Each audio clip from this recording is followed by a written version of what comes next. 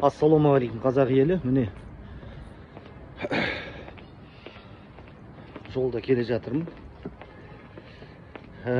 Мынау сепаратисттерге қатысты КМБ-ға, прокуратураға жазу керек. Ол бәрі бос сөз. Онда отырған бәрі сатқындар. Сондықтан халық болып өзіміз партия ашу керекпіз. Анандай бос сөз керек емес. Олар КМБ бәрі Ресейде оқу бітіріп келген офицер шенін алу үшін Санкт-Петербург академия КМБ-да оқу бітіру керек. Орысқа ант беру керек.